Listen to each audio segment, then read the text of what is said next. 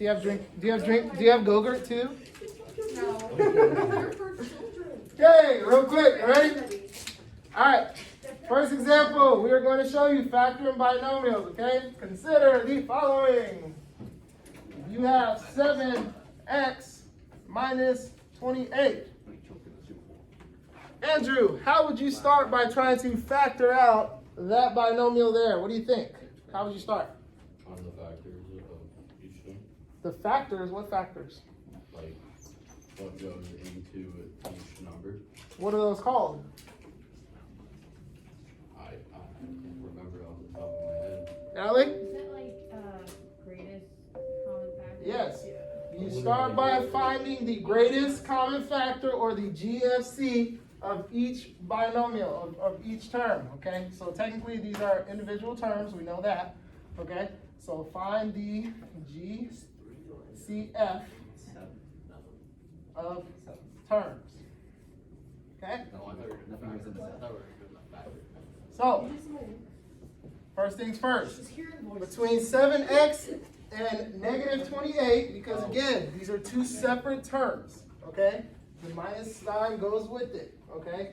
So, what is the GFC between the two of those? 7. 7, okay?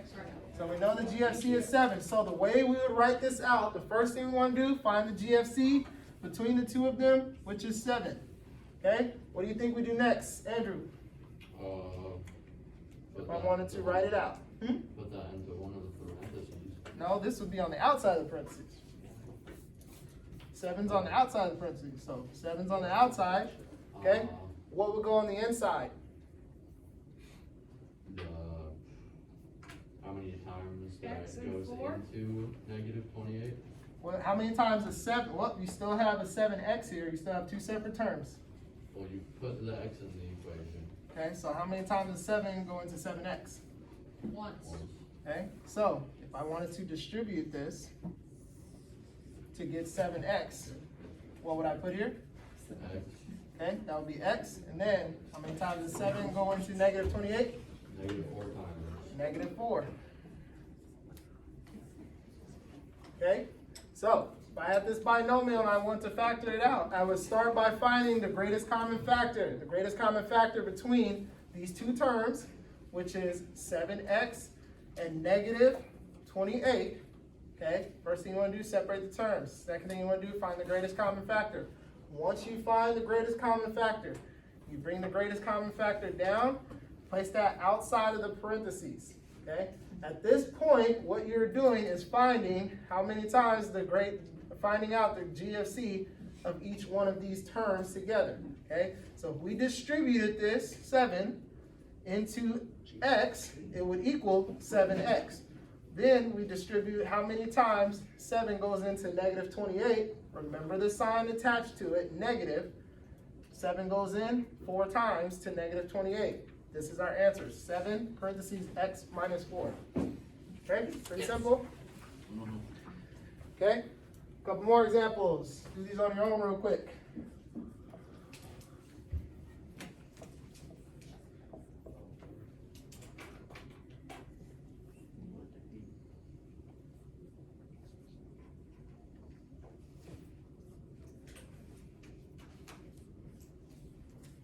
Okay, take a couple minutes, work those out.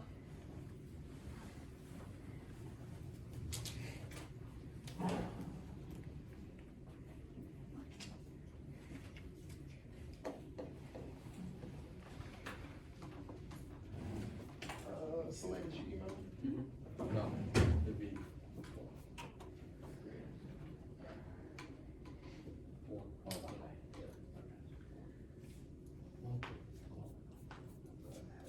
Those are two separate problems, by the way. One's 4x squared plus 8x, and then the other one 5x squared minus 15x cubed.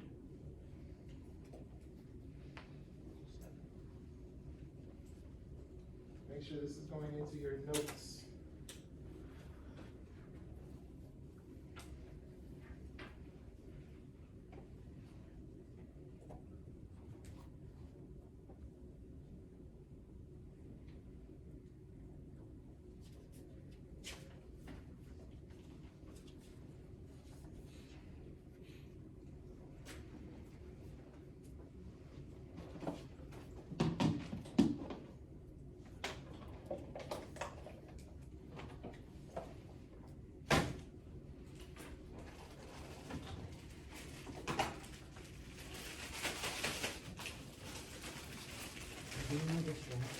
hope that we open it and there's squirrels everywhere. You should just pull out and then like make it do a jump off. Dang it. So you guys always wish bad things upon me? No. It's just gonna be a funny like visual. What is that? Sunflower crunch. Delicious. Rob, Stuff. sorry. We got it, we got it? One more time?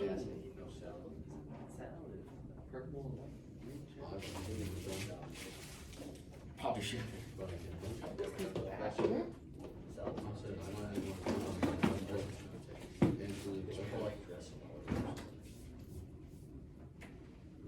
What do you keep in a day? In a day? Well, you're not doing We'll talk about like during the school year, during the summer. You see me when I pick up my niece from school all the time. I'm embarrassed. Average day. Correct. Isn't your niece- Better. niece I know what you're is- thinking. Is it your niece ask too? One of them. I got a bunch of nieces and nephews. Yeah. Okay, 4x squared plus 8x. Who's got a factor for me?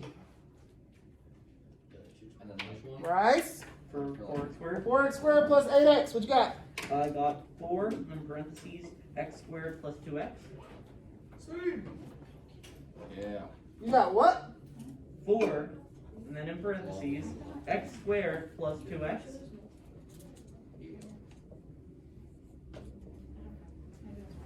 Other parentheses, Mr. Anderson. All right, Mistake. Huh. is that right? It works. That's what I got. That is right. If we're going with the greatest Yeah. common factor. Oh, it's not the greatest, it's the least common factor. I'm sorry. Say that again. That's the least common. And we're supposed to find the what? The greatest. And Natalie, what is the greatest common factor Of what? of 4x squared plus 8x? 4x. It would be 4x, not what, Bryce? Not what, Bryce? Not 4. So it would be 4x, okay? Okay? So when you're dealing, great catch, great learning opportunity. When you're dealing with exponents, where 1 is here, obviously this is in descending order, you have a 4x squared, then you have x by itself. The way you would factor this out is you would basically find the smallest one and take that. Okay, so if you have, so let's say we can do the example when we get here. But right here, we have an x squared and we have an x. What's the difference between x squared and x? 1x. So you would take the smallest one, and then you also know you have between these two terms, okay, 4 goes into 4, and 4 also goes into 8. So you have your x and you have your 4. Got to make sure you get that, okay? So what we have inside here, Bryce? 4x and then what? We would have 4x and then parentheses x plus 2. Got it. Mistake, there's still an X. What are you talking about? 2x. What am I talking about? And he is please chill. Got it. Cool? Gosh. Questions? Yeah. Okay. So be very careful when you are looking for the GFC. Make sure it's the greatest common factor, not the least common factor, okay? Now, what do we get for 5x squared minus 15x cubed? Ellie. 5x squared. So the GFC is 5x squared? Yeah. Okay. Then what? In parentheses would be negative 3x. Or 1 minus 3x. Why would it be 1? If you want to write Oh, it out. because it's 5x squared times 1. Yeah, it just like shows the stuff. Okay. You get 5x. Well, I appreciate you doing that because I know. I appreciate you doing that because there is I do have that habit of skipping stuff sometimes because I got to go through. Okay, so the greatest common factor between 5x squared and 5x cubed is 5x squared. The reason being because you have a 5x squared and you have a 5x cubed. The difference between these two is 1x. Okay, so you know that at the very least you have a x squared. Then you have the greatest one, you have an x cubed. So the least or the greatest common factor between them, the greatest commonality between them is the x squared. They at least both have a second degree raised to it, and then you have the 5. 5 goes into 5x squared, and then 5 goes into negative 15. Okay? Distribute that, you have 5x squared here, distribute it here, you have 5 times negative 5x times negative 3x equals 15x squared. 15x cubed, sorry. Okay? Everybody got it? Pretty simple? Yes? Questions? Okay. Next part. And we can run through this pretty quickly. Next part, we're going to factor polynomials using the grouping method.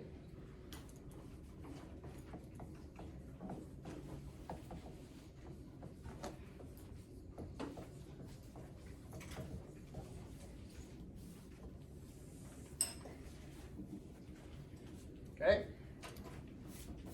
So we know polynomials typically have at least 4 terms, okay? So consider the following. You have you have x cubed minus 4x squared plus 3x minus 12. Go ahead and write that down for me. Plus 3x? Yes. Yep, plus 3x. You said minus 3x. Oh, okay. Plus 3x.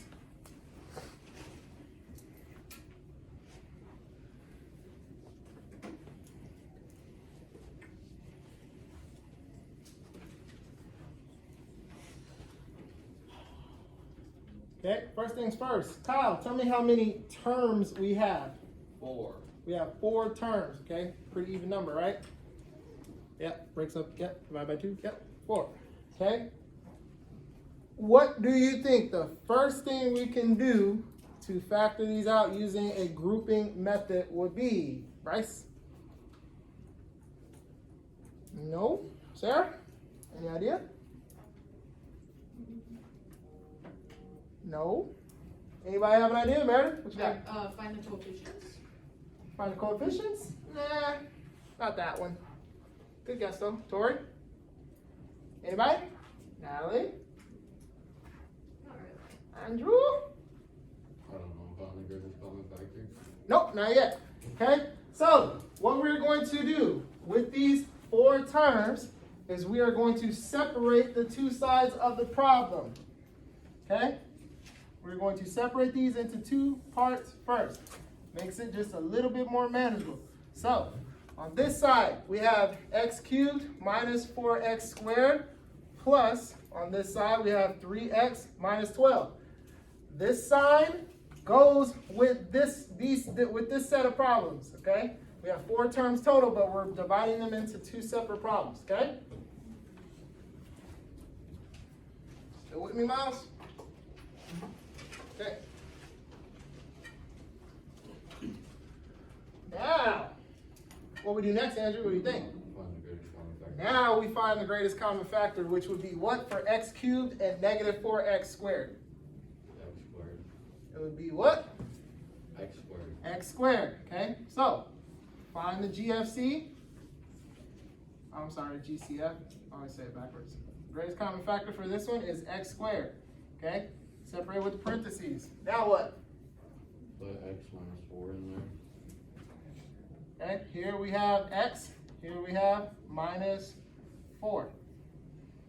Okay? Looks about right. Next part. 3x minus 12. What is the GFC? GCF. Damn it. 3. So for this one, the GCF is going to be 3. Okay? What's the rest? X minus 4. X minus 4. Okay? Make sure you guys get this down.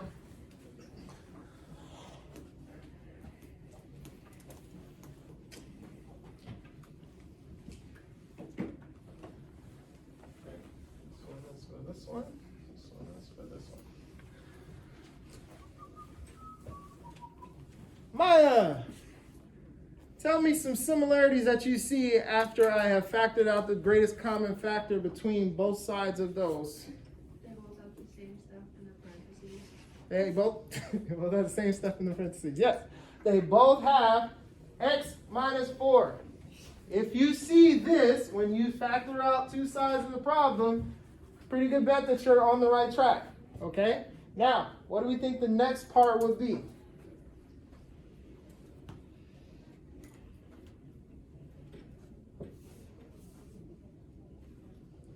Anybody? Combining them in some way, like 3x squared? What do you think? How would we combine it? Like make it 3x squared, then parentheses x minus 4? Close, close. Andrew? 3x squared times x minus 4 and parentheses squared. Say that one more time. 3x squared parentheses x minus 4 parentheses Okay. squared. So, Or is it 2x minus 8? it'd be what? Or would it be 2x minus 8? Okay, so what we would then do is we would write these, take these and put them in factored form. But because, like Maya's pointed out here, these two have the same thing inside the parentheses x minus 4, okay? So what we would end up doing is writing them in factored form. Okay? Now, I actually thought, so what I was told was that it mattered the specific order that you write them in. I was told that what you do is you write what is the commonality that they have between them in the first parentheses. But after you rewrite them and you've solved them out, they still come out to the same thing, so it doesn't matter. And then when you rewrite them, you always rewrite them in descending order anyway. So what some will tell you is that you always need to write the commonality in this first one, what they have in common in the first parentheses, and the second part, you write what is on the outside, which you would distribute to them in the second parentheses. Okay? So then this would be x squared. Remember, this 3 had a plus sign in front of it. Do not forget the signs. So then it would be x squared plus 3. That would be you factoring a polynomial using the grouping method, okay? What I started with was I took this polynomial that had 4 total terms, okay? I separated it into 2 problems. Then I found the greatest common factor for the first one, and then factored it. Found the greatest common factor for the second one, factored it. Then I combined both of them into factored form by putting what they had in common in the parentheses, x minus 4, in this parentheses, and then the outside part, which would be distributed to them, into those parentheses. Oops, sorry.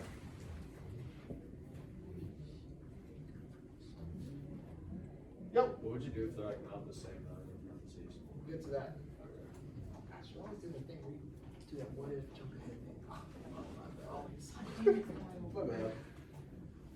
Your brain goes to the worst case scenario, huh? Shut up. Okay, questions on that one? Shut up. Does everybody see the process? Okay, I'm gonna put another example up here I want you guys to try. Okay, watch this one closely, please. You're gonna see 2r cubed minus 6r squared plus 5r minus 15. Okay? Follow the same steps that you just saw. Okay? You got 4 terms there.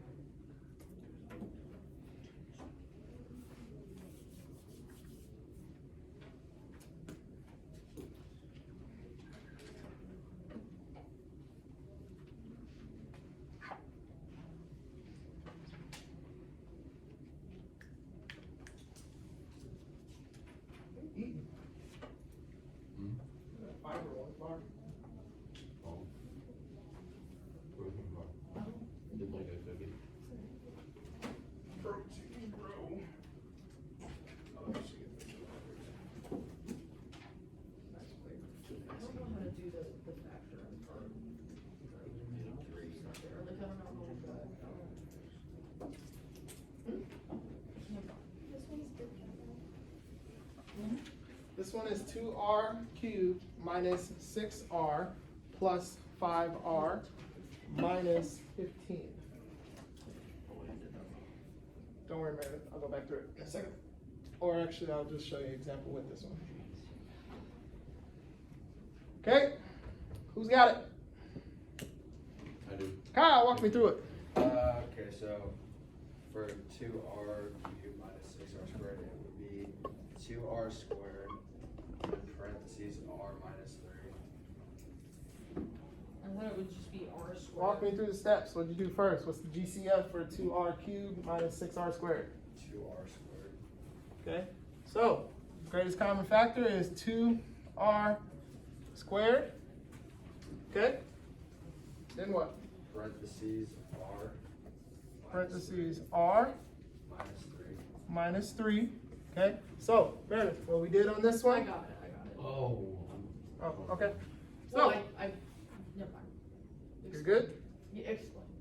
Explain? Yeah. Okay, so what we did was we found the greatest common factor after we separated these these four terms together. We separated them. Okay, on this side we have 2r cubed minus 6r squared. On this side we have positive 5r minus 15. So what we did when we separated this one, we found the greatest common factor on this side of the problem. Greatest common factor between the two. Both of these can go, 2 will go into both of these, and then r squared. The way we figured out it was r squared is we have two exponents here. Okay, we find the least one that you have that they share between the two. So the least is r squared. Okay, so then determine 2r squared is our greatest common factor. We put that on the outside of the parentheses. No, Okay. I do get this part. It's just the third step of combining the two. Oh, okay, so we'll get to that. Okay, so then we found out to get to 2r cubed from 2r squared, this would distribute to a r. That would make it 2r cubed. Then to get to negative 6r squared, we would have to distribute negative 2r squared to negative 3, give us negative 6r squared. Okay? Now, Kyle, what'd you get for the next one? I got 5 for the greatest common factor. GSC is 5. Yeah, parentheses r minus 3. R minus 3. Okay, 5 distributed to R would be 5R. 5 distributed to negative 3 would be 15. Okay, now, when we combine them, okay, last part that we do, just like we did on the first one, and like I said, it doesn't matter which order you put them in, because once they factor out, you should end up with the same thing. You then only write them in descending order. Okay, Oh, never mind. you take the common one that they have here, which is r minus 3, put it in factored form, r minus 3, and then you take the outside part that would distribute it within the parentheses. It would be 2r squared plus 5. Okay, it's the 5 because the sign that was in front of the 5 carries over with it. Okay, and if you do the math on all that, it'll come back out to this right here. Make sense, Soleil? Everybody good? Yes, yes. Yeah. Okay. Y'all want your assignment now, or you want it tomorrow? Tomorrow. All right, cool.